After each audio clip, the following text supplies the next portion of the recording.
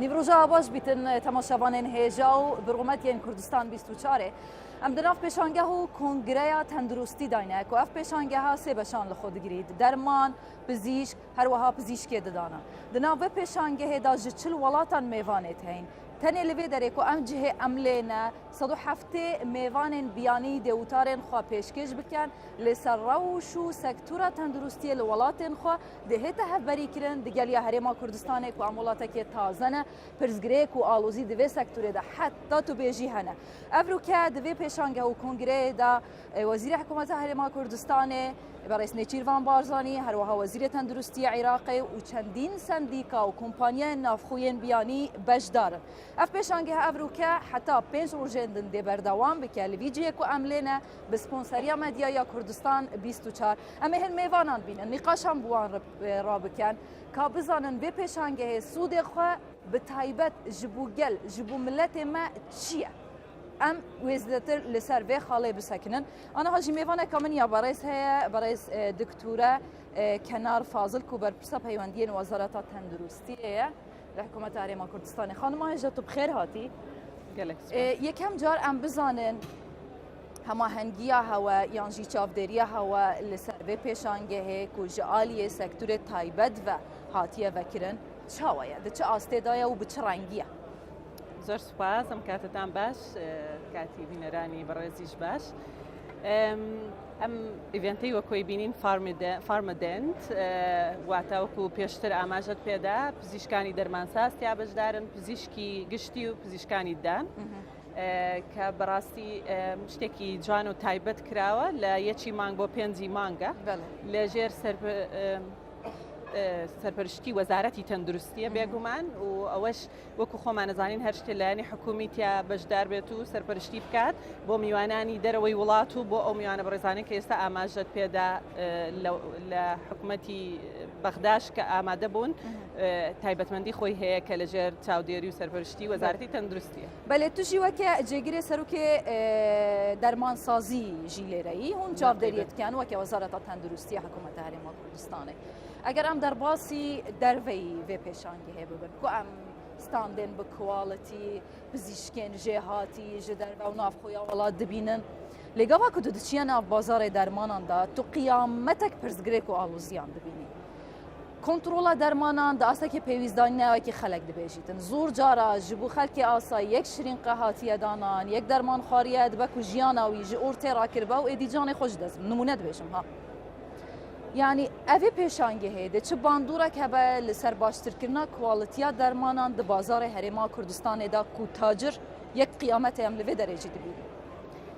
زۆر باشە پێشێکی بۆی کە دەست پێ بکەین وەکو وتمان ئەمە هەموو بوارەکانەگرێتەوە و بەشێکش لەو بوارانە کە دەرمانە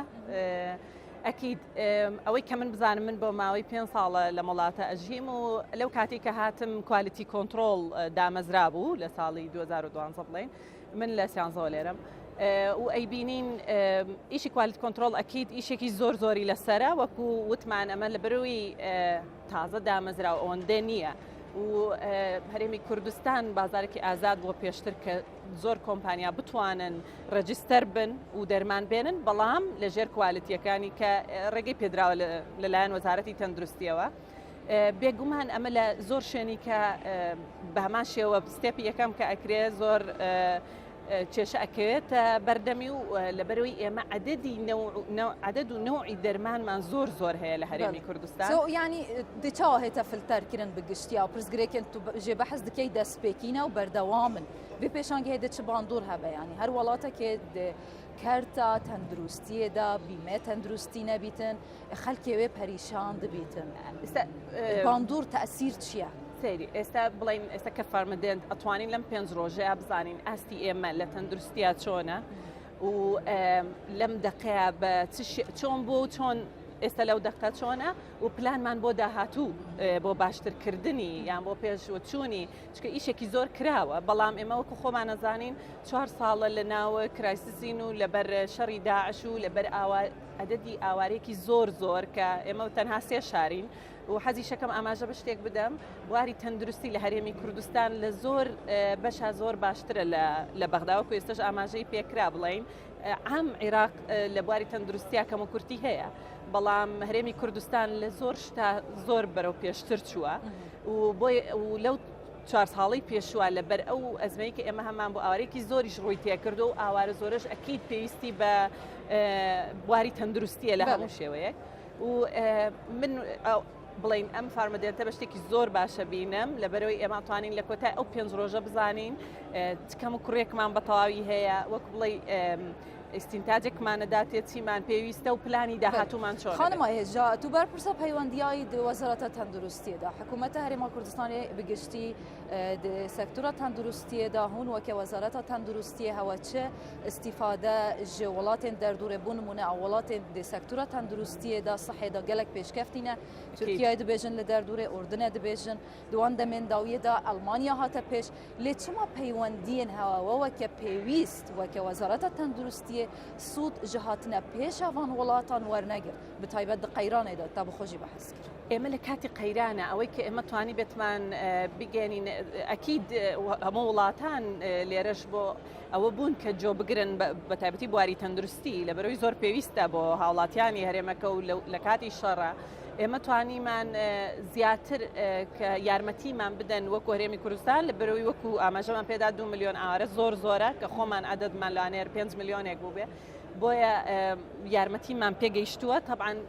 ئێوە ئەستیفادەتان لەو پەیوەندیە لەو هاتنە پێشا وڵاتانە وەرگرتووە وەکو پێویست چونکە گلەی دەکەن دەڵێن وەرتان نەگرتووە وەکو پێویست ئەو هەڵەتان نەخۆستەوە بۆ بەرژەوەندی هەرێمی کوردستان بەڕای من ئێمە ئەتوانین